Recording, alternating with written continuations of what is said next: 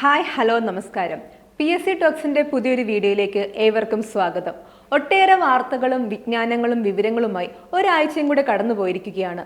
ഒരുപാട് വാർത്തകളുണ്ട്. നമുക്ക് എല്ലാ വാർത്തകളും ഇമ്പോർട്ടൻ്റ് അല്ല. PSC പരീക്ഷ എഴുതുന്ന ഒരു ഉദ്യോഗാർത്ഥിയുടെ പെർസ്പെക്റ്റീവിൽ നിന്ന് നോക്കുമ്പോൾ ഏറ്റവും ഇമ്പോർട്ടൻ്റ് ആയിട്ടുള്ള കുറച്ചധികം വാർത്തകളും വിവരങ്ങളും അതിൻ്റെ കുറച്ച് ബാക്ക്ഗ്രൗണ്ട് സ്റ്റോറീസും ഒക്കെ തന്നെ ആയിട്ടാണ് ഇന്ന് നമ്മൾ ഈ ഒരു വീഡിയോ ഇവിടെ സെറ്റ് ചെയ്തിരിക്കുന്നത്. സോ നമുക്ക് ഈ ഒരു വീഡിയോ സ്റ്റാർട്ട് ചെയ്യാം. എന്തൊക്കെയാണ് കഴിഞ്ഞ ഒരാഴ്ചയിലെ നവംബർ 16 മുതൽ നവംബർ 23 വരെയുള്ള ദിവസങ്ങളിലെ പ്രധാനപ്പെട്ട വാർത്താ വിശേഷങ്ങളും നമുക്ക് നോക്കാം. ആദ്യം നമ്മൾ കാണാൻ പോകുന്ന വാർത്ത, ഇലക്ട്രിക് വാഹനങ്ങൾ ഉപയോഗിക്കുന്നത് പ്രോത്സാഹിപ്പിക്കുന്നതിന് ഇലക്ട്രിക് വാഹനങ്ങൾ വാങ്ങുമ്പോൾ റോഡ് നികുതിയിൽ നിന്നും രജിസ്ട്രേഷൻ ഫീസിൽ നിന്നും 100% ഇളവ് നൽകുവാൻ തീരുമാനിച്ച സംസ്ഥാനം ഏതാണെന്നുള്ളതാണ് ചോദ്യം. ഇലക്ട്രിക് വാഹനങ്ങൾ പ്രൊമോട്ട് ചെയ്യുന്നതിന് ഒട്ടനവധി നടപടികൾ നമ്മുടെ കേന്ദ്ര സർക്കാരും സംസ്ഥാന സർക്കാരുകളും സ്വീകരിച്ചു വരുന്ന ഒരു കാലഘട്ടമാണിത്. അപ്പോൾ തന്നെ ഇലക്ട്രിക് വാഹനങ്ങൾ ഉപയോഗിക്കുന്നത് പ്രോത്സാഹിപ്പിക്കുന്നതിന് വേണ്ടി ഇലക്ട്രോണിക് വാഹനങ്ങൾ വാങ്ങുമ്പോൾ റോഡ് നികുതിയിൽ നിന്നും രജിസ്ട്രേഷൻ ഫീസിൽ നിന്നും 100% ഇളവ് പ്രഖ്യാപിച്ച സംസ്ഥാനം ഏതാണെന്ന് ചോദിക്കുകയാണെങ്കിൽ അത് തെലങ്കാനയാണ്. തെലങ്കാന സർക്കാരാണ് അങ്ങനെ ഒരു തീരുമാനം എടുത്തിരിക്കുന്നത്. നമുക്കറിയാം, ഇലക്ട്രിക് വാഹനങ്ങളെ പറ്റിയുള്ള ചോദ്യങ്ങൾ ഈ അടുത്തിടെയായിട്ട് PSC പരീക്ഷകളിൽ നിത്യസംഭവമായി വന്നുകൊണ്ടിരിക്കുകയാണ്.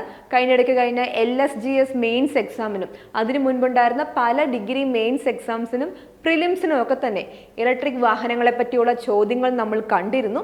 കാരണം ഇപ്പോൾ ഗവൺമെന്റിന് ഒരു പ്രഖ്യാപിത നയം തന്നെയാണ് ഇലക്ട്രിക് വാഹനങ്ങളുടെ പ്രൊമോഷൻ. നമുക്കറിയാം, കാലാവസ്ഥാ വ്യതിയാനം സംഭവിച്ചുകൊണ്ടിരിക്കുകയാണ്. നമ്മൾ പല അന്താരാഷ്ട്ര കരാറുകളിലും സസ്റ്റൈനബിൾ ഡെവലപ്മെന്റ് ഗോൾസ് പോലത്തെ ലക്ഷ്യങ്ങളൊക്കെ തന്നെ നമ്മൾ സ്വീകരിച്ചിരിക്കുകയാണ്. 2030 കൂടി കാലാവസ്ഥാ വ്യതിയാനം കുറയ്ക്കുന്നതിനും എനർജി എഫിഷ്യൻസി കൈവരിക്കുന്നതിനുമൊക്കെ വേണ്ടിയുള്ള നയങ്ങൾ നമ്മുടെ ഗവൺമെന്റ് സ്വീകരിക്കുന്ന ഒരു സമയമാണ്. അതിൻ്റെയൊക്കെ തന്നെ ഭാഗമായിട്ടാണ് കേന്ദ്ര സർക്കാരും സംസ്ഥാന സർക്കാരുകളും ഇലക്ട്രിക് വാഹനങ്ങളെ പ്രൊമോട്ട് ചെയ്യുന്ന സ്കീംസ് ആരംഭിക്കുന്നത്. അപ്പം നമുക്ക് ഈ ഒരു അറിവിനോടൊപ്പം തന്നെ കേന്ദ്ര സർക്കാരിൻ്റെ വളരെ ഇമ്പോർട്ടൻ്റ് ആയിട്ടുള്ള ഇലക്ട്രിക് വെഹിക്കിൾസിനെ പ്രൊമോട്ട് ചെയ്യുന്ന 2 സ്കീംസിനെ പറ്റി കൂടി നോക്കാം. അതേതാണെന്ന് ചോദിക്കുകയാണെങ്കിൽ, The first one is the Electric Mobility Promotion Scheme 2024. Electric Mobility Promotion Scheme 2024. നമുക്ക് വിശദമായിട്ട് തന്നെ നോക്കാം. In effect from 1st April 2024 to 30th September 2024. 2024 April 1 മുതൽ 2024 സെപ്റ്റംബർ 30 വരെ വാലിഡിറ്റി ഉണ്ടായിരുന്ന പ്രവർത്തിച്ചിരുന്ന പ്രാബല്യത്തിലുണ്ടായിരുന്ന ഒരു സ്കീമാണ് ഇലക്ട്രിക് മൊബിലിറ്റി പ്രൊമോഷൻ സ്കീം 2024. എന്താണ് ഈ സ്കീമിൻ്റെ ഒരു ലക്ഷ്യം? The scheme provides incentives to buyers of electric 2-wheelers and 3-wheelers. Electronic 2-wheelersഉം 3-wheelersഉം വാങ്ങുന്ന കൺസ്യൂമേഴ്സിന്, ബയേഴ്സിന് ഇൻസെൻറ്റീവ്സ് നൽകുന്ന ഒരു പ്രോഗ്രാമാണ് ഇലക്ട്രിക് മൊബിലിറ്റി പ്രൊമോഷൻ സ്കീം 2024. പ്രാബല്യത്തിലുണ്ടായിരുന്ന പീരീഡ് എന്താണ്? 2024 ഏപ്രിൽ 1 മുതൽ 2024 സെപ്റ്റംബർ 30 വരെയാണ് ഈ ഒരു സ്കീം പ്രാബല്യത്തിലുണ്ടായിരുന്നത്. 2-wheelers, ഇലക്ട്രോണിക് 2-wheelers വാങ്ങുന്നവർക്കും 3-wheelers വാങ്ങുന്നവർക്കും ഇൻസെൻറ്റീവ് നൽകുന്ന ഒരു പ്രോഗ്രാം ആയിരുന്നു ഇതെന്നുള്ള കാര്യം കൂടി നോട്ട് ചെയ്ത് വെക്കുക. രണ്ടാമത്തെ ഇമ്പോർട്ടൻ്റ് ആയിട്ടുള്ള സ്കീമാണ് ഫെയിം ഇന്ത്യ. ഇതാണ് LSGS മെയിൻസ് എക്സാമിന് ചോദിച്ച ചോദ്യം. ഇത് ഇനിയും റിപ്പീറ്റ് ആയിട്ട് ചോദിക്കാം, അല്ലെങ്കിൽ ഇത്തരം സ്കീംസ് ഇനിയും ചോദിക്കാം. അതുകൊണ്ട് പ്രത്യേകം നോട്ട് ചെയ്ത് വെക്കുക. എന്താണ് FAME India? Faster adoption and manufacturing of hybrid and electric vehicles in India എന്നുള്ളതാണ് ഫെയിം ഇന്ത്യയുടെ full form. Faster adoption and manufacturing of hybrid and electric vehicles in India, FAME India scheme.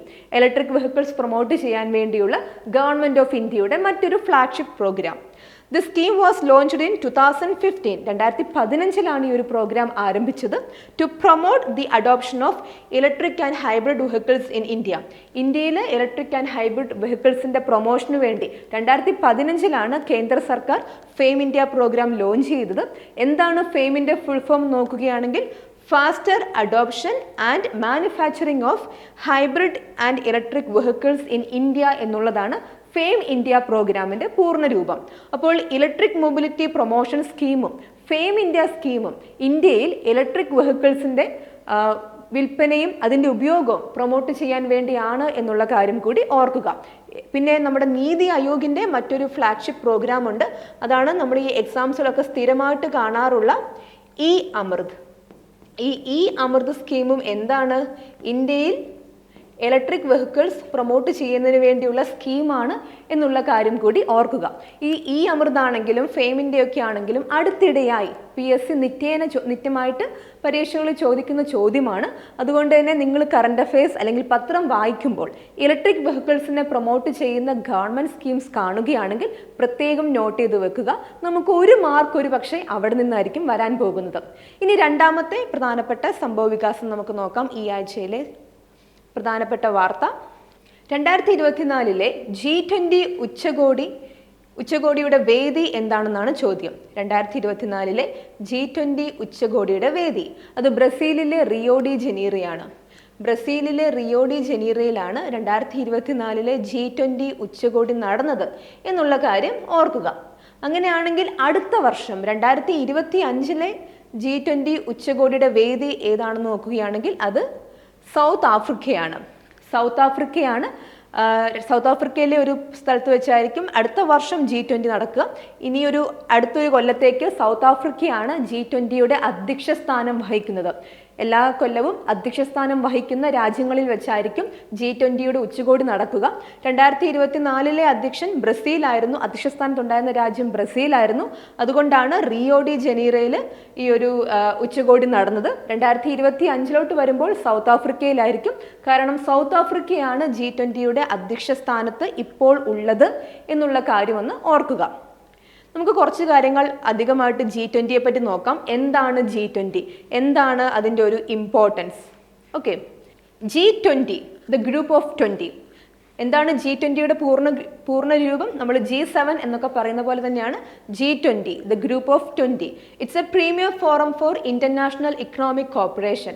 അന്താരാഷ്ട്ര സാമ്പത്തിക സഹകരണത്തിനും വാണിജ്യ സഹകരണത്തിനും ഒക്കെ വേണ്ടി പ്രവർത്തിക്കുന്ന ഒരു അന്താരാഷ്ട്ര സംഘടനയാണ് G20. G20 എന്നുള്ള പേരുള്ളത് കൊണ്ട് തന്നെ ഒരു 20 അംഗങ്ങളുടെ ഒരു കൂട്ടായ്മയാണ് G20 എന്നുള്ള കാര്യം കൂടി ഓർക്കുക. G20 is made up of 19 countries like Argentina, Australia, Brazil, Canada, China, France, Germany, India, Indonesia, Italy, Japan, Korea, Mexico, Saudi Arabia, South Africa, Russia, Turkey, UK and USA തുടങ്ങിയ 19 രാജ്യങ്ങളും അതോടൊപ്പം തന്നെ 2 സംഘടനകളുമുണ്ട് ഈ G20യിൽ അംഗങ്ങളായിട്ട്. ഏതൊക്കെയാണ് ആ പ്രാദേശിക സംഘടനകൾ, റീജിയണൽ ബോഡീസ് ഏതൊക്കെയാണെന്ന് ചോദിക്കുകയാണെങ്കിൽ അത് ആഫ്രിക്കൻ യൂണിയനും യൂറോപ്യൻ യൂണിയനുമാണെന്നുള്ള കാര്യം ഓർക്കുക. AUയും EUയും ആഫ്രിക്കൻ യൂണിയനും യൂറോപ്യൻ യൂണിയനും G20യിലെ മെമ്പേഴ്സാണ്. അതോടൊപ്പം തന്നെ 19 രാജ്യങ്ങളും കൂടി G20യിൽ മെമ്പേഴ്സ് ഉണ്ട്. അങ്ങനെയാണ് G20 ഗ്രൂപ്പ് ഓഫ് 20 ആയി മാറിയത്. 2 സംഘടനകളുണ്ട്, 19 രാജ്യങ്ങളുണ്ട്. എന്തിനു വേണ്ടി പ്രവർത്തിക്കുന്നു? അന്താരാഷ്ട്ര സാമ്പത്തിക സഹകരണത്തിനും വാണിജ്യ സഹകരണത്തിനും മറ്റ് അന്താരാഷ്ട്ര പ്രാധാന്യമുള്ള അന്തർദേശീയ പ്രാധാന്യമുള്ള വിഷയങ്ങളിലെ സഹകരണത്തിനൊക്കെ തന്നെ പ്രവർത്തിക്കുന്ന സംഘടനയാണ് G20. G20യിൽ 19 രാജ്യങ്ങൾ അംഗങ്ങളായിട്ടുണ്ട്, പ്ലസ് 2 സംഘടനകൾ ആഫ്രിക്കൻ യൂണിയനും യൂറോപ്യൻ യൂണിയനും അംഗങ്ങളായിട്ടുണ്ടെന്നുള്ള കാര്യം കൂടി ഓർക്കുക. ഇനി എന്താണ് G20 സമ്മിറ്റ്? എല്ലാ കൊല്ലവും G20 അംഗരാജ്യങ്ങളുടെ ഭരണതലവന്മാരുടെ മീറ്റിങ്ങുകൾ, സമ്മേളനങ്ങൾ നടത്താറുണ്ട്. അതിനാണ് നമ്മൾ G20 എന്ന് പറയുന്നത്, G20 സമ്മിറ്റ് എന്ന് പറയുന്നത്. G20 summit is the meeting between heads of state or the government of the member countries. അംഗരാജ്യങ്ങളിലെ ഭരണത്തലവന്മാരുടെ ഒരു മീറ്റിംഗ് ആണ് G20 സമ്മിറ്റ് അല്ലെങ്കിൽ G20 ഉച്ചകോടി എന്ന പേരിൽ അറിയപ്പെടുന്നത്. നമുക്കറിയാം, കഴിഞ്ഞ ആഴ്ച നമ്മുടെ പ്രധാനമന്ത്രി നരേന്ദ്രമോദി ബ്രസീലിലെ റിയോ ഡി ജനീറോയിൽ G20 സമ്മിറ്റിന് പങ്കെടുക്കാൻ വേണ്ടി പോയിരിക്കുകയായിരുന്നു. സോ നമ്മുടെ ഭരണത്തലവന്മാരുടെ, അംഗരാജ്യങ്ങളിലെ ഭരണത്തലവന്മാരുടെ മീറ്റിംഗ് ആണ് ഇവിടെ G20 സമ്മിറ്റിൽ നടക്കുക എന്നുള്ള കാര്യം ഓർക്കുക. The G20 has annually rotating presidencies. ഓരോ വർഷവും അധ്യക്ഷ സ്ഥാനം മാറിക്കൊണ്ടിരിക്കും. 2022 മുതൽ 2023 വരെയുള്ള പീരീഡിൽ ഇന്ത്യയായിരുന്നു G20യുടെ അധ്യക്ഷൻ. അതിനുശേഷം ബ്രസീലായിരുന്നു. ഇനി അങ്ങോട്ട് ഒരു വർഷത്തേക്ക് ആരായിരിക്കും? സൗത്ത് ആഫ്രിക്ക ആയിരിക്കും. അതുകൊണ്ടാണ് ഞാൻ നേരത്തെ പറഞ്ഞത് 2025 G20 സമ്മേളനം ഉച്ചകോടി നടക്കാൻ പോകുന്നത് സൗത്ത് ആഫ്രിക്കയിലായിരിക്കുമെന്ന്. G20 has annually rotating presidencies. Brazil hold the G20 presidency from December 1st, 2023 to November 30, 2024. 2023 December 1 മുതൽ 2024 നവംബർ 30 വരെ ആരാണ് G20 അധ്യക്ഷ സ്ഥാനത്തുള്ള രാജ്യം? അത് ബ്രസീലാണ്. ഈ 2024 ഡിസംബർ 1 മുതൽ ആരായിരിക്കും G20 അധ്യക്ഷൻ? അത് സൗത്ത് ആഫ്രിക്ക ആയിരിക്കും എന്നുള്ള കാര്യം കൂടി ഓർക്കുക. 2024 ഡിസംബർ 1 മുതൽ 2025 നവംബർ 30 വരെയുള്ള ആ ഒരു വർഷ പീരീഡിൽ G20 അധ്യക്ഷനായിട്ട് വരിക സൗത്ത് ആഫ്രിക്ക ആയിരിക്കും. ഇനി ഇന്ത്യ എന്നാണ് അടുത്ത കാലത്ത് G20 അധ്യക്ഷനായെന്ന് ചോദിക്കുകയാണെങ്കിൽ അത് India held the presidency of the G20 from 1st December 2022 to 13 November 2023. 2022-23 കാലഘട്ടത്തിൽ ഇന്ത്യയായിരുന്നു G20 അധ്യക്ഷൻ. ഇനി 23-24 കാലഘട്ടത്തിൽ ബ്രസീലായി. ഇപ്പോൾ ഇനി അങ്ങോട്ട് 24-25 കാലഘട്ടത്തിൽ ആരായിരിക്കും? സൗത്ത് ആഫ്രിക്ക ആയിരിക്കും G20 അധ്യക്ഷനാവുക എന്നുള്ള കാര്യം ഓർക്കുക. അപ്പോൾ ഈ അധ്യക്ഷത വഹിക്കുന്ന രാജ്യത്ത് വെച്ചായിരിക്കും ഓരോ വർഷവും G20 സമ്മേളനം നടക്കുന്നു എന്നുള്ള കാര്യം കൂടി ഓർക്കുക. 19 രാജ്യങ്ങളുണ്ട്, 2 സംഘടനകളുണ്ട്. എന്തിനു വേണ്ടി പ്രവർത്തിക്കുന്നു? അന്താരാഷ്ട്ര തലത്തിൽ അല്ലെങ്കിൽ അന്തർദേശീയ തലത്തിൽ സാമ്പത്തിക സഹകരണത്തിനും വാണിജ്യ സഹകരണത്തിനൊക്കെ പ്രവർത്തിക്കുന്ന അന്താരാഷ്ട്ര സംഘടനയാണ് G20 എന്നുള്ള കാര്യം കൂടി ഓർക്കുക. ഇനി നമുക്ക് അടുത്ത ക്വസ്റ്റ്യൻ നോക്കാം. മൂന്നാമത്തെ ചോദ്യം, മൂന്നാമത്തെ പ്രധാന വാർത്ത ഈ ആഴ്ചയിലെ: അടുത്തിടെ വാർത്തകളിൽ ഇടം പിടിച്ച നുഗു വന്യജീവി സങ്കേതം ഏത് സംസ്ഥാനത്താണ് സ്ഥിതി ചെയ്യുന്നത്? അടുത്തിടെ വാർത്തകളിൽ ഇടം പിടിച്ച നുഗു വന്യജീവി സങ്കേതം ഏത് സംസ്ഥാനത്താണ് സ്ഥിതി ചെയ്യുന്നത്? ഉത്തരം എന്താണ്? കർണാടകയാണ്. കർണാടകയിലാണ് നുഗു വന്യജീവി സങ്കേതം സ്ഥിതി ചെയ്യുന്നത്. ഇക്കഴിഞ്ഞ ഡിഗ്രി മെയിൻസ് SI മെയിൻസിൻ്റെ എക്സാമിൽ ഒരു വന്യജീവി സങ്കേതത്തെ പറ്റി, കർണാടകയിലെ തന്നെ ഒരു വന്യജീവി സങ്കേതത്തെ പറ്റി ചോദിച്ചിരുന്നു. അപ്പോൾ നമുക്ക് ഇനി കേരളത്തിലെ കുറച്ച് കാര്യങ്ങൾ മാത്രം ജോഗ്രഫിക്ക് പഠിച്ചിട്ട് കാര്യമില്ല. അത്യാവശ്യം ദേശീയ തലത്തിൽ ഇമ്പോർട്ടൻ്റ് ആയിട്ട് വരുന്ന വാർത്തകളിലുള്ള പ്രധാനപ്പെട്ട സ്ഥലങ്ങളും നമ്മൾ നോക്കിയിരിക്കേണ്ടിയിരിക്കുന്നു. അതാണ് PSCയുടെ മുൻവർഷ ചോദ്യങ്ങൾ അല്ലെങ്കിൽ ഇതിനു മുൻപ് നടക്കുന്ന എക്സാംസ് ഒക്കെ തന്നെ നമ്മളോട് പറഞ്ഞ കാര്യം. അതുകൊണ്ട് പ്രത്യേകം ശ്രദ്ധിക്കുക. ഡിഗ്രി പ്രിലിംസിന് ഒരുങ്ങുന്നവരാണ് നിങ്ങളെങ്കിൽ, അടുത്ത വർഷത്തെ സെക്രട്ടേറിയറ്റ് അസിസ്റ്റന്റ് ആണ് നിങ്ങളുടെ ലക്ഷ്യമെങ്കിൽ, വാർത്തകളിലൂടെ കടന്നു പോകുമ്പോൾ ഇത്തരം പ്രധാനപ്പെട്ട സ്ഥലങ്ങൾ, സംസ്ഥാനങ്ങൾ, പ്രത്യേകതകൾ തുടങ്ങിയ കാര്യങ്ങൾ നോട്ട് ചെയ്ത് വെക്കുക. സോ ഇനി എങ്ങനെയാണ് നുഗു വന്യജീവി സങ്കേതം വാർത്തകളിൽ വന്നത്?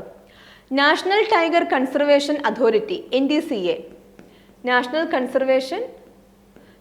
ടൈഗർ കൺസർവേഷൻ അതോറിറ്റി NTCA ബന്ദിപ്പൂർ ടൈഗർ റിസർവിനോട് ചേർന്നുള്ള നുഗു വന്യജീവി സങ്കേതത്തെ ഒരു പ്രധാന കടുവ ആവാസ കേന്ദ്രമായി പ്രഖ്യാപിക്കുവാൻ ശുപാർശ ചെയ്തിരുന്നു. എന്നാൽ അതിനെപ്പറ്റിയുള്ള പിന്നീട് അങ്ങോട്ട് ഒരു കാര്യങ്ങളും നടന്നിട്ടില്ല. അപ്പോൾ അതിനെപ്പറ്റിയുള്ള ഒരു വാർത്തയാണ് കഴിഞ്ഞ ദിവസം വന്നത്. National tiger conservation authority Bandipur tiger റിസർവിനോട് ചേർന്നുള്ള ഈ ഒരു നുഗു വന്യജീവി സങ്കേതത്തെ ഒരു പ്രധാന കടുവ ആവാസ കേന്ദ്രമായി പ്രഖ്യാപിക്കുവാൻ ശുപാർശ ചെയ്തിരുന്നു. പക്ഷേ നീക്കുപോക്കുകളൊന്നും നടന്നിട്ടില്ല. അപ്പോൾ അതിൻ്റെ പേരിലാണ് വാർത്ത ഉണ്ടായതെന്നുള്ള കാര്യം കൂടി ഓർക്കുക. ഇനി നുഗു വന്യജീവി സങ്കേതത്തെ പറ്റി പറയുകയാണെങ്കിൽ 1974 വന്യജീവി സങ്കേതമാക്കി നുഗു വന്യജീവി സങ്കേതത്തെ പ്രഖ്യാപിച്ചത് എന്നുള്ള കാര്യം ശ്രദ്ധിക്കുക. എന്നാണ് നുഗു വന്യജീവി സങ്കേതത്തെ വന്യജീവി സങ്കേതമായി പ്രഖ്യാപിച്ചത്? അത് 1974 1974 എന്നുള്ള കാര്യം കൂടി ശ്രദ്ധിക്കുക. എവിടാണ് നുഗു വന്യജീവി സങ്കേതം? അത് നമ്മുടെ കർണാടകയിലാണ്. ബന്ദിപ്പൂർ ടൈഗർ റിസർവിനോട് ചേർന്നിട്ടാണ് നുഗു എന്നുള്ള കാര്യം കൂടി ഓർക്കുക. അപ്പോൾ നുഗു എവിടാണ്? നുഗു കർണാടകയിലാണ്. ക്ലിയർ ആണെന്ന് വിശ്വസിക്കുന്നു. നമുക്ക് അടുത്ത പ്രധാനപ്പെട്ട വാർത്തയിലോട്ട് നോക്കാം. ഇനി വളരെ ഇമ്പോർട്ടൻ്റ് ആയിട്ടുള്ള പ്രധാനപ്പെട്ട ഒരു അപ്പോയിൻമെൻ്റ് ആണ് നമ്മൾ ശ്രദ്ധിക്കാൻ പോകുന്നത്. ഇന്ത്യയിലെ ഒരു ഭരണഘടനാ സ്ഥാപനത്തിലേക്ക് നടന്ന അപ്പോയിൻമെൻറ്റ്, മേജർ അപ്പോയിൻമെൻറ്റ്, പ്രത്യേകം നോട്ട് ചെയ്യുക. ഇന്ത്യയുടെ കംട്രോളർ ആൻഡ് ഓഡിറ്റർ ജനറലായി നിയമിതനായ വ്യക്തി, ഇന്ത്യയുടെ കംട്രോളർ ആൻഡ് ഓഡിറ്റർ ജനറലായി നിയമിതനായ വ്യക്തി എന്ന് പറഞ്ഞാൽ നമ്മുടെ CAG ആയിട്ട് നിയമിതനായ വ്യക്തി ആരാണെന്നാണ് ചോദിച്ചേക്കുന്നത്. വളരെ ഇമ്പോർട്ടൻ്റ് ആയിട്ടുള്ളൊരു ഭരണഘടനാ സ്ഥാപനമാണ് CAG. സോ ഈ ഒരു പൊസിഷനിലോട്ട് എത്തിയ വ്യക്തി ആരാണ്? K. സഞ്ജയ് മൂർത്തിയാണ്. കഴിഞ്ഞ ദിവസമാണ് രാഷ്ട്രപതി ദ്രൗപദി മുർമു K. സഞ്ജയ് മൂർത്തിയെ ഇന്ത്യയുടെ കംട്രോളർ ആൻഡ് ഓഡിറ്റർ ജനറലായി അപ്പോയിന്റ് ചെയ്തത്. നമുക്കൊന്ന് വാർത്ത വിശദമായി നോക്കാം.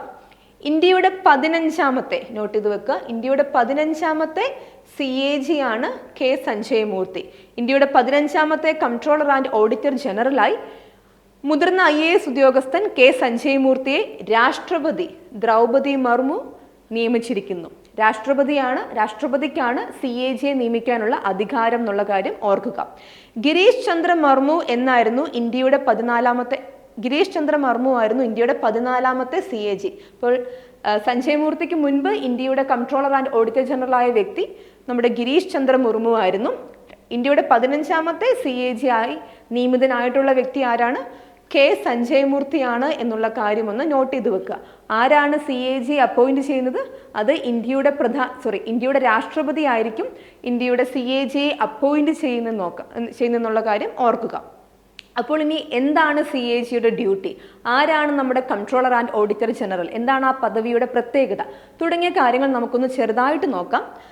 നമുക്ക് 5 മാർക്കിനും 15 മാർക്കിനും ഒക്കെ തന്നെ പൊളിറ്റി എന്നുള്ള ക്വസ്റ്റ്യൻസ് വരാറുണ്ട്. അപ്പോൾ പൊളിറ്റിയിലെ ഭരണഘടനാ സ്ഥാപനങ്ങൾ എന്ന് പറയുന്ന ആ ഒരു ടോപ്പിക്കിലെ വളരെ ഇമ്പോർട്ടൻ്റ് ആയിട്ടുള്ള ഒരു ഭരണഘടനാ സ്ഥാപനമാണ് CAG അല്ലെങ്കിൽ കൺട്രോളർ ആൻഡ് ഓഡിറ്റർ ജനറൽ. നമുക്ക് നോക്കാം ആ ഒരു ഭരണഘടനാ സ്ഥാപനത്തെ പറ്റിയുള്ള ഇമ്പോർട്ടൻ്റ് ആയിട്ടുള്ള കുറച്ച് കാര്യങ്ങൾ. Article 148 to 151 of the Indian Constitution deals with the Controller and Auditor General of India. Indian ഭരണഘടനയിലെ 148 മുതൽ 151 വരെയുള്ള അനുച്ഛേദങ്ങൾ, ആർട്ടിക്കിൾസ് ആണ് CAGയെ പറ്റി പരാമർശിക്കുന്നത്. The authority of the Controller and Auditor General of India is established by the Article 148. Indian ഭരണഘടനയുടെ 148ാമത്തെ ആർട്ടിക്കിളിലാണ് ഇന്ത്യക്ക് ഒരു CAG controller and auditor general ഉണ്ടായിരിക്കണം എന്നുള്ള കാര്യം പറഞ്ഞു വെക്കുന്നത്. ആ ഒരു പൊസിഷൻ, ആ ഒരു ഭരണഘടനാ പദവിയുടെ ആ ഒരു ഭരണഘടനാ പദവി അല്ലെങ്കിൽ ആ ഭരണഘടനാ സ്ഥാപനത്തെ സ്ഥാപിക്കുന്നത് ഏത് ആർട്ടിക്കിളിലൂടെയാണ്? ആർട്ടിക്കിൾ 148, 148ാമത്തെ ഇന്ത്യൻ ഭരണഘടനയുടെ ആർട്ടിക്കിളിലൂടെയാണ് ഇന്ത്യക്ക് ഒരു CAG controller and auditor general വേണമെന്നുള്ള ആ ഒരു കാര്യം പറഞ്ഞു വെക്കുന്നത്. The Article 149 prescribes the duties of the Controller and Auditor General of India. ഇന്ത്യയുടെ CAGയുടെ ഡ്യൂട്ടീസ് എന്താകണം, എന്തൊക്കെയാകണം എന്ന് പറഞ്ഞു വെക്കുന്ന ആർട്ടിക്കിൾ ഏതാണ്? അത് article 149 of the Indian constitution. അപ്പോൾ 148ാമത്തെ ആർട്ടിക്കിൾ പറഞ്ഞു വെക്കുന്നത് ഇന്ത്യക്കൊരു CAG controller and auditor general ഉണ്ടാകണം എന്നുള്ള കാര്യമാണ്. 149ാമത്തെ ആർട്ടിക്കിൾ പറഞ്ഞു വെക്കുന്നത് എന്തൊക്കെയാണ് നമ്മുടെ CAGയുടെ ഡ്യൂട്ടീസ്, കർത്തവ്യങ്ങൾ എന്നുള്ള കാര്യമാണ്. The Controller and Auditor General is appointed by the President of India. അപ്പോൾ ആരാണ് നമ്മുടെ CAG നിയമിക്കുന്നത്? അത് ഇന്ത്യയുടെ പ്രസിഡന്റ് ആണ് CAG നിയമിക്കുന്നത്. ഭരണഘടനാ സ്ഥാപനങ്ങളിലൊക്കെ തന്നെ പ്രധാനപ്പെട്ട അപ്പോയിന്റ്മെന്റ്സ് നടത്തുന്നത് ആരാണ്? അത് ഇന്ത്യയുടെ പ്രസിഡന്റ് ആയിരിക്കും എന്നുള്ള കാര്യം ഓർക്കുക. ഇന്ത്യയുടെ പ്രസിഡന്റ് ആണ് നമ്മുടെ CAGയെ അപ്പോയിന്റ് ചെയ്യുന്നത്. ഇന്ത്യയുടെ CAGയെ റിമൂവ് ചെയ്യാനുള്ള അധികാരവും ഇന്ത്യൻ പ്രസിഡന്റിന് തന്നെയായിരിക്കും. ഇനി എങ്ങനെയാണ് റിമൂവ് ചെയ്യുന്നതെന്ന് ചോദിക്കുകയാണെങ്കിൽ CAG can be removed from office only in the manner and on the grounds that a judge of the Supreme Court is removed. ഇന്ത്യയിലെ സുപ്രീം കോടതി ജഡ്ജിയെ എങ്ങനെയാണ്, ഏതൊക്കെ കാരണങ്ങൾ കൊണ്ടാണ് നീക്കം ചെയ്യുന്നത്, ആ ഒരു പ്രൊസീജിയേഴ്സും ആ ഒരു കാരണങ്ങൾ കൊണ്ട് മാത്രമേ CAGയെ കൺട്രോളർ ആൻഡ് ഓഡിറ്റർ ജനറലിനെയും പദവിയിൽ നിന്ന് നീക്കം ചെയ്യാൻ സാധിക്കുകയുള്ളൂ. നമുക്കറിയാം സുപ്രീം കോടതി ജഡ്ജിയെ നീക്കം ചെയ്യുന്നത് എങ്ങനെയാണ്? പ്രൂവൻ മിസ്ബിഹേവിയറും ഇൻഎഫിഷ്യൻസിയും. ആ 2 കാരണങ്ങൾ കൊണ്ടാണ് അവരെ നീക്കം ചെയ്യാനുള്ള ഗ്രൗണ്ട്സ് ഉണ്ടാകുന്നത്, കാരണങ്ങൾ ഉണ്ടാകുന്നത്. സോ ആ കാരണങ്ങൾ കൊണ്ട് മാത്രമേ CAGയെ ആ ഒരു പദവിയിൽ നിന്ന് നീക്കം ചെയ്യാൻ സാധിക്കുകയുള്ളൂ. Proven misbehaviour and inefficiency. അല്ലാതെ മറ്റൊരു കാരണങ്ങൾ കൊണ്ടും അവരെ നീക്കം ചെയ്യാൻ സാധിക്കുകയില്ല. പിന്നെ അതിൻ്റെ പ്രൊസീജിയേഴ്സ് എല്ലാം തന്നെ പാർലമെന്റിൽ എങ്ങനെയാണ് ആ ഒരു റിമൂവൽ നടപടി ആരംഭിക്കേണ്ടത്, എങ്ങനെയാണ് നടപ്പിലാക്കേണ്ടത് തുടങ്ങിയ കാര്യങ്ങളൊക്കെ തന്നെ സുപ്രീം കോടതി ജഡ്ജിയെ റിമൂവ് ചെയ്യുന്ന അതേ പ്രൊസീജിയേഴ്സ് അനുസരിച്ചായിരിക്കും CAGയെയും റിമൂവ് ചെയ്യുക എന്നുള്ള കാര്യം കൂടി ഓർക്കുക. അപ്പോയിന്റ് ചെയ്യുന്നത് പ്രസിഡന്റ് ആണ്. റിമൂവ് ചെയ്യുന്നത് സുപ്രീം കോടതി ജഡ്ജിയുടെ അതേ നടപടികളൊക്കെ തന്നെ പാലിച്ചുകൊണ്ടാണ് എന്നുള്ള കാര്യം കൂടി ഓർക്കുക. And appointed for a period of 6 years or until attaining the age of 65 years whichever is earlier. അപ്പോൾ കാലാവധി എത്രയാണെന്ന് ചോദിക്കുവാണെങ്കിൽ 6 വർഷം അല്ലെങ്കിൽ 65 വയസ്സ്. 6 വർഷം അല്ലെങ്കിൽ 65 വയസ്സ്. ഇതിൽ ഏതാണോ ആദ്യം അപ്പോൾ അതനുസരിച്ചായിരിക്കും ആളുടെ ആ ഒരു കാലാവധി കഴിയുക. ഇപ്പോൾ 63-ാമത്തെ വയസ്സിലാണ് ഒരു വ്യക്തി ഇന്ത്യയുടെ CAG ആയിട്ട് അപ്പോയിന്റ് ചെയ്യപ്പെടുന്നതെങ്കിൽ അദ്ദേഹത്തിന് 6 വർഷം ഭരണത്തിലിരിക്കാൻ സാധിക്കുകയില്ല. 65 വയസ്സാകുമ്പോൾ അദ്ദേഹത്തിന്റെ കാലാവധി കഴിയും. സോ 6 വർഷം അല്ലെങ്കിൽ 65 വയസ്സാണ് ഇന്ത്യയുടെ CAG ആയിട്ട് പദവിയിലിരിക്കാൻ ഒരു വ്യക്തിക്കുണ്ടാകുന്ന കാലാവധി. 6 years ഓർ 65 years ഓൾഡ്. പൊതുഖജനാവിന്റെ കാവൽക്കാരൻ എന്നാണ് നമ്മുടെ CAG അറിയപ്പെടുന്നത്. പൊതുഖജനാവിന്റെ കാവൽക്കാരൻ. എന്തൊക്കെയാണ് ഡ്യൂട്ടീസ് എന്ന് നോക്കുകയാണെങ്കിൽ കേന്ദ്ര സംസ്ഥാന സർക്കാരുകളുടെ, ഓർക്കുക കേന്ദ്രത്തിന്റെ മാത്രമല്ല സംസ്ഥാന സർക്കാരുകളുടെയും, കേന്ദ്ര സംസ്ഥാന സർക്കാരുകളുടെയും ഇനി നിയമസഭകളുള്ള കേന്ദ്രഭരണ പ്രദേശങ്ങളുടെയും കൺസോളിഡേറ്റഡ് ഫണ്ടിൽ നിന്നുമുള്ള ചിലവുകൾ പരിശോധിക്കുന്നത് ആരാണ്? അത് നമ്മുടെ controller and auditor general CAG ആണെന്നുള്ള കാര്യം ഓർക്കുക. കേന്ദ്ര സംസ്ഥാന സർക്കാരുകളുടെ കൺസോളിഡേറ്റഡ് ഫണ്ടിൽ നിന്നുമുള്ള ചിലവുകൾ പരിശോധിക്കുന്നത് CAG ആണ്. കണ്ടിൻജൻസി ഫണ്ടും പബ്ലിക് അക്കൗണ്ടും ഓഡിറ്റ് ചെയ്യുന്നതും ആരാണ്? CAG ആണ്. സോ നമ്മുടെ കേന്ദ്ര സംസ്ഥാന സർക്കാരുകളുടെ കൺസോളിഡേറ്റഡ് ഫണ്ട് അതിലെ ചെലവുകൾ പരിശോധിക്കുന്നതും അതോടൊപ്പം തന്നെ കണ്ടിജൻസി ഫണ്ടും പബ്ലിക് അക്കൗണ്ട് ഫണ്ട്സും ഓഡിറ്റ് ചെയ്യുന്നതും ആരാണ്? അതൊക്കെ തന്നെ CAGയുടെ ഡ്യൂട്ടീസ് ആണെന്നുള്ള കാര്യം ഓർക്കുക. അപ്പം ഇന്ത്യൻ ഗവൺമെന്റിലെ, സംസ്ഥാന ഗവൺമെന്റുകളിലും ഒക്കെ തന്നെ സാമ്പത്തിക ഇടപാടുകൾ ഓഡിറ്റ് ചെയ്യുന്ന ഭരണഘടനാ സ്ഥാപനമാണ് കൺട്രോളർ ആൻഡ് ഓഡിറ്റർ ജനറൽ എന്നുള്ള കാര്യം ഓർക്കുക. അപ്പോൾ ഇതൊക്കെ തന്നെ കുറച്ചധികം സ്റ്റാറ്റിക് ആയിട്ടുള്ള ഇൻഫർമേഷൻ ആണ്. പൊളിറ്റിക്കും ഗുണകരമാകും, അതോടൊപ്പം തന്നെ കറണ്ട് അഫയേഴ്സിനും ഗുണകരമാകും. പ്രത്യേകം നോട്ട് ചെയ്യുക. അടുത്ത വാർത്തയിലോട്ട് നോക്കുകയാണെങ്കിൽ 24 മണിക്കൂറും കേസ് ഫയൽ ചെയ്യുവാൻ സാധിക്കുന്ന രാജ്യത്തെ ആദ്യ സമ്പൂർണ്ണ 24/7 ഓൺ ഡിജിറ്റൽ കോടതി പ്രവർത്തനം ആരംഭിക്കുന്നത് എവിടെയെന്നാണ് ചോദ്യം. 24 മണിക്കൂറും കേസ് രജിസ്റ്റർ ചെയ്യുവാൻ സാധിക്കുന്ന രാജ്യത്തെ ആദ്യ 24/7 ഓൺ ഡിജിറ്റൽ കോടതി പ്രവർത്തനം ആരംഭിച്ചത് എവിടാണ്? അത് നമ്മുടെ കേരളത്തിലാണ്, കൊല്ലത്താണെന്നുള്ള കാര്യം ഓർക്കുക. 24 മണിക്കൂറും കേസ് ഫയൽ ചെയ്യുവാൻ സാധിക്കുന്ന രാജ്യത്തെ ആദ്യ സമ്പൂർണ്ണ 24/7 ഓൺ ഡിജിറ്റൽ കോടതി പ്രവർത്തനം ആരംഭിക്കുന്നത് എവിടാണ്? അത് കൊല്ലത്താണ്. 24/7 പ്രവർത്തിക്കുന്ന ഡിജിറ്റൽ കോടതി രാജ്യത്ത് ആദ്യമായി കൊല്ലത്ത് പ്രവർത്തനം ആരംഭിച്ചു. സുപ്രീം കോടതിയുടെ ഈ കോടതി നയത്തിന്റെ ഭാഗമായിട്ടാണ് കടലാസ് രഹിത ഹൈബ്രിഡ് കോടതിയുടെ പ്രവർത്തനം കൊല്ലത്ത് ആരംഭിച്ചത്. ചെക്ക് ബൗൺസ് ആയ കേസുകളാണ് കോടതി ഇപ്പോൾ പരിഗണിക്കുന്നത്. ചെക്ക് ബൗൺസ് ആയിട്ടുള്ള സിവിൽ കേസുകളാണ് കോടതി ഇപ്പോൾ പരിഗണിക്കുന്നത്. നിശ്ചിത സമയം ഇല്ലാത്തതിനാൽ ഏത് സമയത്തും എവിടെ നിന്നും കേസ് ഫയൽ ചെയ്യാം. 24/7 പ്രവർത്തിക്കുന്ന കോടതിയാണ്. അതുകൊണ്ട് തന്നെ ഒരു വർക്കിംഗ് ടൈം അങ്ങനെയൊന്നും തന്നെ ഇല്ല. അപ്പോൾ ഏത് സമയത്തും എവിടെ നിന്ന് വേണമെങ്കിലും കേസ് നമുക്കിവിടെ രജിസ്റ്റർ ചെയ്യാം. വാദിയും പ്രതിയും കോടതിയിൽ ഹാജരാകേണ്ടതില്ല എന്നുള്ളൊരു ആനുകൂല്യം കൂടിയുണ്ട്. രേഖകൾ ഓൺലൈൻ മുഖേന അപ്ലോഡ് ചെയ്യാം. രേഖകൾ ഓൺലൈനായിട്ട് അപ്ലോഡ് ചെയ്യാം. വാദിയും പ്രതിയും കോടതി വരാന്ത കയറി ഇറങ്ങേണ്ട ആവശ്യമില്ല. അവർക്ക് എവിടെ നിന്നും ഏത് സമയത്തും കേസ് ഫയൽ ചെയ്യാം എന്നുള്ളൊരു ആനുകൂല്യം കൂടി ഉണ്ട് എന്നുള്ള കാര്യം ഓർക്കുക. അപ്പോൾ സ്ഥലം മറക്കേണ്ട, അത് നമ്മുടെ കൊല്ലത്താണ്. എന്താണ്? 24/7 പ്രവർത്തിക്കുന്ന രാജ്യത്തെ ആദ്യത്തെ ഡിജിറ്റൽ കോടതി പ്രവർത്തനം ആരംഭിച്ചത് കൊല്ലത്താണെന്നുള്ള കാര്യം ഓർക്കുക. ഇനിയുള്ള പ്രധാനപ്പെട്ട വിവരം നമ്മുടെ ബഹിരാകാശത്തെ സംബന്ധിക്കുന്ന സയൻസ് ആൻഡ് ടെക്നോളജിയിൽ ഉൾപ്പെടുന്ന ഒരു വാർത്തയാണ്. അമേരിക്കൻ ശതകോടീശ്വരനായിട്ടുള്ള ഇലോൺ മസ്കിന്റെ ഉടമസ്ഥതയിലുള്ള സ്വകാര്യ ബഹിരാകാശ കമ്പനിയായ സ്പേസ് എക്സിന്റെ ഫാൽക്കൺ 9 റോക്കറ്റ് ഉപയോഗിച്ച് ISRO വിക്ഷേപിച്ച ഇന്ത്യയുടെ ആദ്യത്തെ വാർത്താവിനിമയ ഉപഗ്രഹം ഏതാണെന്നാണ് ചോദ്യം. നമ്മുടെ ഇലോൺ മസ്ക്, അമേരിക്കൻ ശതകോടീശ്വരനായിട്ടുള്ള ഇലോൺ മസ്കിന്റെ ഉടമസ്ഥതയിലുള്ള സ്വകാര്യ ബഹിരാകാശ കമ്പനിയായ സ്പേസ് എക്സിന്റെ ഫാൽക്കൺ 9 റോക്കറ്റ് ഉപയോഗിച്ച് ISRO വിക്ഷേപിച്ച വാർത്താവിനിമയ ഉപഗ്രഹമാണ് GSAT-20 എന്നുള്ള കാര്യം ഓർക്കുക. ISRO വികസിപ്പിച്ച വാർത്താവിനിമയ ഉപഗ്രഹമാണ് GSAT-20. അത് വിജയകരമായി ഭ്രമണപഥത്തിൽ എത്തിയിരിക്കുന്നു. ശതകോടീശ്വരനായിട്ടുള്ള ഇലോൺ മസ്കിന്റെ ഉടമസ്ഥതയിലുള്ള സ്പേസ് എക്സിന്റെ റോക്കറ്റ് ഉപയോഗിച്ച് ഫാൽക്കൺ 9 എന്ന് പറയുന്ന ആ ഒരു റോക്കറ്റ് ഉപയോഗിച്ചിട്ടാണ് നമ്മൾ ജിസാറ്റ് വിക്ഷേപിച്ചത്.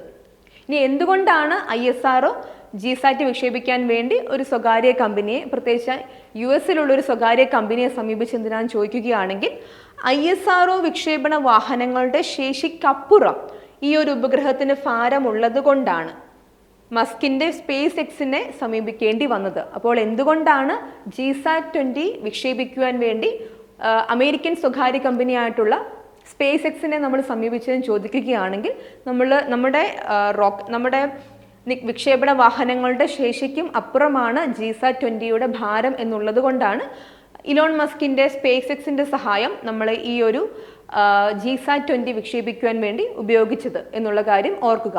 ഏതാണ് റോക്കറ്റ്? ഫാൽക്കൺ 9 ആണ് റോക്കറ്റ്. അതാണ് സ്പേസ് എക്സിന്റെ ഉടമസ്ഥതയിലുള്ളത്.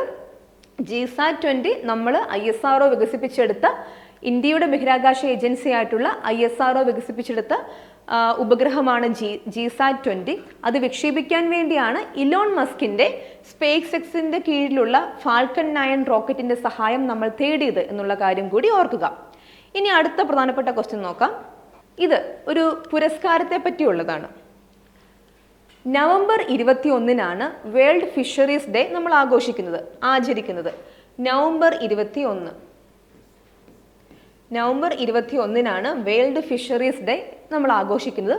അപ്പോൾ ആ വേൾഡ് ഫിഷറീസ് ഡേ, ലോക മത്സ്യബന്ധന ദിവസം, ഈ മത്സ്യബന്ധന ദിവസത്തിന്റെ അതിൻ്റെ ഒരു ആഘോഷങ്ങളുടെ ഭാഗമായിട്ട് 2024 നവംബറിൽ കേന്ദ്ര സർക്കാരിന്റെ ഫിഷറീസ് പുരസ്കാരങ്ങൾ പ്രഖ്യാപിക്കുകയുണ്ടായി. അങ്ങനെ പ്രഖ്യാപിച്ചപ്പോൾ രാജ്യത്തെ മികച്ച മറൈൻ സംസ്ഥാനമായി തിരഞ്ഞെടുക്കപ്പെട്ടത് നമ്മുടെ കേരളമാണ്.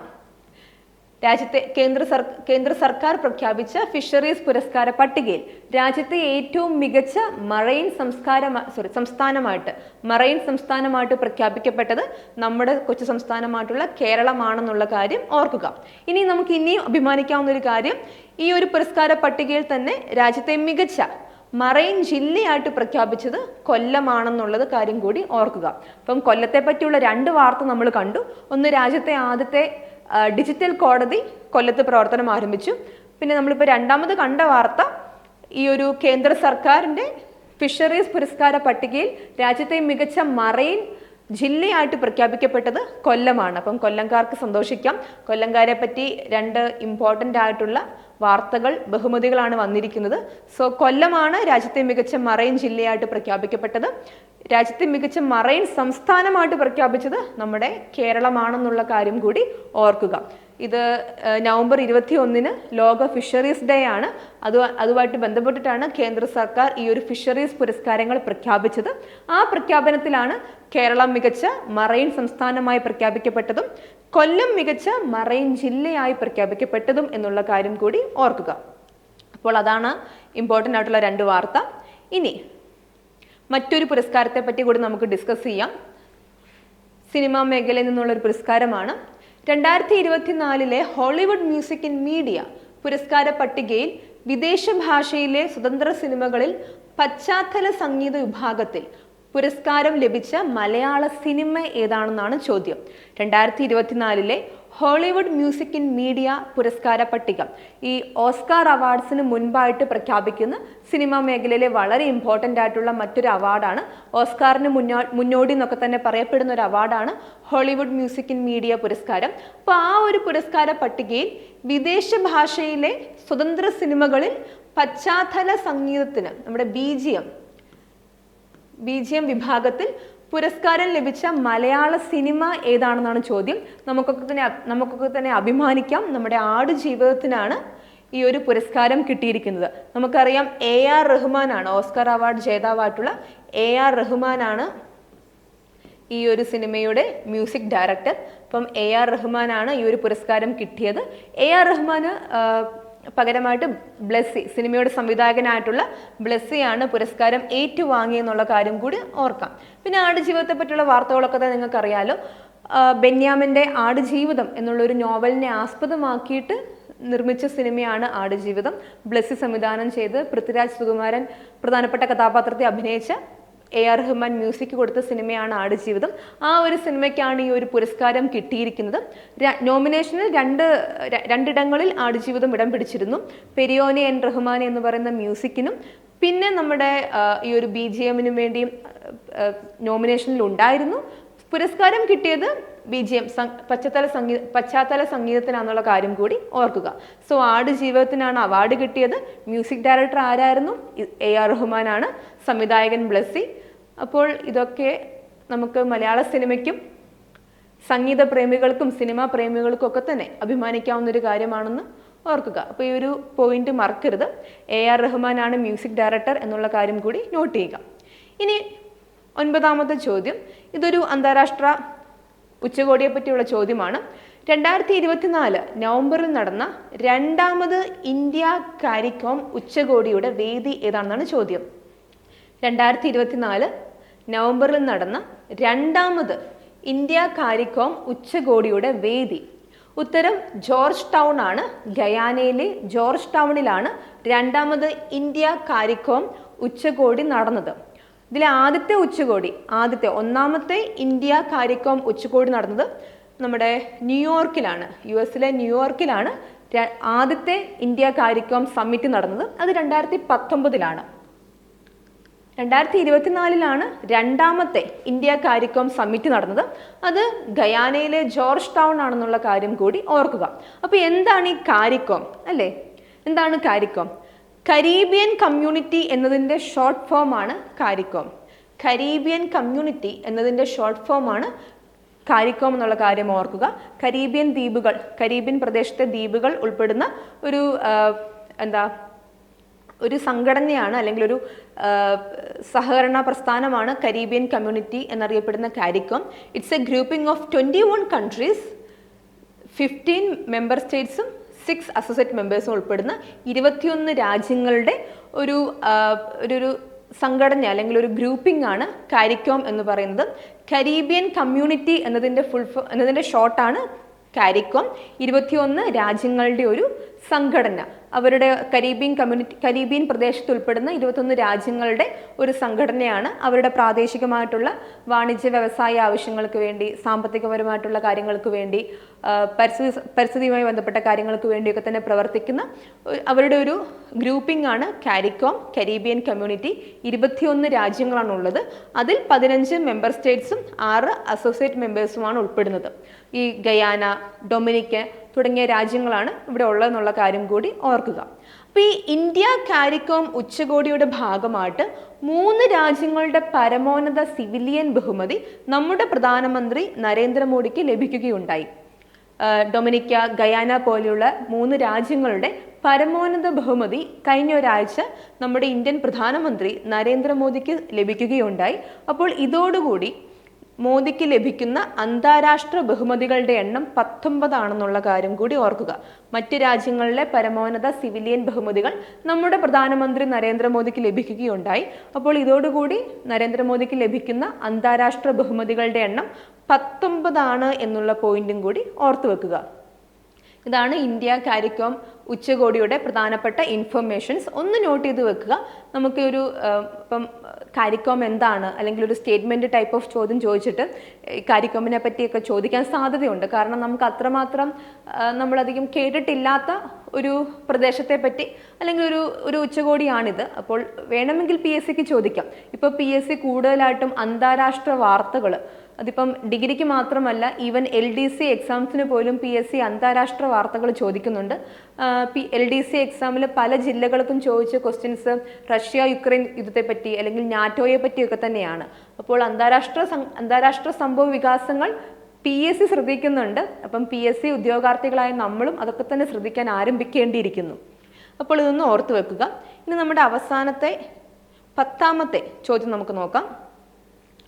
ബാക്കുവിൽ നടന്ന UN കാലാവസ്ഥാ സമ്മേളനത്തിൽ പുറത്തിറക്കിയ climate change performance index CCPI 2025 ഇന്ത്യയുടെ സ്ഥാനം എത്രയെന്നാണ്. ഇപ്പം കഴിഞ്ഞ ആഴ്ചത്തെ പ്രധാനപ്പെട്ട വാർത്തകൾ ഞാൻ പറഞ്ഞിരുന്നു.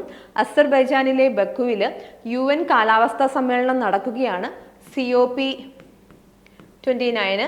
അപ്പോൾ COP29 നടക്കുന്നതിൻ്റെ ഭാഗമായിട്ട് അവിടെ പുറത്തിറക്കിയ ക്ലൈമറ്റ് ചേഞ്ച് പെർഫോമൻസ് ഇൻഡെക്സ്, കാലാവസ്ഥാ വ്യതിയാനത്തിൽ രാജ്യങ്ങളുടെ പെർഫോമൻസിനെ പറ്റി, അവരുടെ കാലാവസ്ഥാ വ്യതിയാനം കുറയ്ക്കാൻ വേണ്ടി അവരുടെ ഒരു കോൺട്രിബ്യൂഷൻസ് ഉൾപ്പെടുന്ന പെർഫോമൻസ് ഇൻഡെക്സ് പുറത്തിറക്കിയിരുന്നു. അതിൽ ഇന്ത്യയുടെ സ്ഥാനം എത്രയാണെന്നാണ് ചോദ്യം. ഉത്തരം 10 ആണ്. നമ്മൾ വളരെ നല്ലൊരു സ്ഥാനത്തോട്ട് എത്തിയിരിക്കുന്നു. ഉത്തരം 10 ആണ്. CCPIയിൽ ഇന്ത്യയുടെ സ്ഥാനം, ഇന്ത്യയുടെ റാങ്ക് 10 ആണ്. പ്രത്യേകം ശ്രദ്ധിക്കേണ്ട കാര്യം, ഒരു രാജ്യങ്ങളും പൂർണ്ണമായിട്ട് കാലാവസ്ഥാ വ്യതിയാനം കുറയ്ക്കാനുള്ള നടപടികൾ സ്വീകരിക്കുന്നില്ല, അല്ലെങ്കിൽ പൂർണ്ണമായ അർത്ഥത്തിലോട്ട് ആ ഒരു ഇംപ്ലിമെൻറ്റേഷൻ വരുന്നില്ല. അതുകൊണ്ട് തന്നെ 1, 2, 3 സ്ഥാനത്ത് ഒരു രാജ്യങ്ങളുമില്ല. CCPI 2025 ഇൻഡെക്സിൽ 1, 2, 3 സ്ഥാനങ്ങൾ വേക്കൻ്റ് ആണ്, ബ്ലാങ്ക് ആണ്. അവിടെ ഒരു രാജ്യങ്ങളും ഇടം പിടിച്ചിട്ടില്ല. 4ാമതാണ് ഒരു രാജ്യം വരുന്നത്, അത് ഡെൻമാർക്കാണ്. ഡെൻമാർക്കിനാണ് CCPI ഇൻഡെക്സിൽ 4ാം സ്ഥാനം. 1, 2, 3 സ്ഥാനത്ത് ഒരു രാജ്യങ്ങളും ഇല്ല എന്നുള്ള കാര്യം കൂടി ഓർക്കുക. അവിടെയാണ് ഇന്ത്യയുടെ സ്ഥാനം 10. ഓക്കെ, അവിടെയാണ് ഇന്ത്യയുടെ സ്ഥാനം 10. അപ്പോൾ ഇതാണ് നമ്മൾ പ്രധാനമായിട്ടും കണ്ട കഴിഞ്ഞ ആഴ്ചയിലെ സംഭവ വികാസങ്ങൾ, വാർത്താവിശേഷങ്ങൾ. അപ്പോൾ ഓരോ ദിവസവും ഉള്ള ഡെയിലി കറണ്ട് അഫയേഴ്സ് അപ്ഡേറ്റ്സ് നമ്മൾ നമ്മുടെ ടെലിഗ്രാം ഗ്രൂപ്പിൽ ആഡ് ചെയ്യുന്നുണ്ട്. നമ്മുടെ ഡിസ്ക്രിപ്ഷനിൽ ടെലിഗ്രാം ഗ്രൂപ്പിൻ്റെ ലിങ്ക് ഉണ്ട്. നിങ്ങൾ ആ ലിങ്കിൽ കയറി ചാനലിലോട്ട് വരികയാണെങ്കിൽ എല്ലാ ദിവസത്തെയും പ്രധാനപ്പെട്ട സംഭവ വികാസങ്ങളെ പറ്റിയുള്ള ഡീറ്റെയിൽ ആയിട്ടുള്ള എക്സ്പ്ലനേഷൻ നമുക്ക് അവിടെ നിന്ന് കാണാൻ സാധിക്കും. പിന്നെ നമ്മുടെ സെക്രട്ടറിയേറ്റ് അസിസ്റ്റൻ്റ് ഉൾപ്പെടെയുള്ള കോഴ്സുകൾ നമ്മൾ തുടങ്ങിയിട്ടുണ്ട്. അപ്പോൾ ഡിഗ്രി പ്രിലിംസ് ആണ് നിങ്ങളുടെ ലക്ഷ്യമെങ്കിൽ, സെക്രട്ടറിയേറ്റ് അസിസ്റ്റൻ്റ് ആണ് നിങ്ങളുടെ ലക്ഷ്യമെങ്കിൽ, നിങ്ങളെ PSC ടോക്സിലേക്ക് സ്വാഗതം ചെയ്യുന്നു. നമുക്ക് ഒന്നിച്ചിരുന്ന് പഠിക്കാം. കേരളത്തിലെ ഏറ്റവും പ്രഗത്ഭരായിട്ടുള്ള അധ്യാപകരോടൊപ്പം വിജയം നിങ്ങൾക്കൊപ്പം തന്നെ ഉണ്ട്. അപ്പോൾ എല്ലാവരും കൃത്യമായിട്ട് തന്നെ വാർത്തകൾ ഫോളോ ചെയ്യുക. അടുത്ത ആഴ്ച കുറച്ചധികം വാർത്തകളുമായി നമുക്ക് കാണാം. Thank you.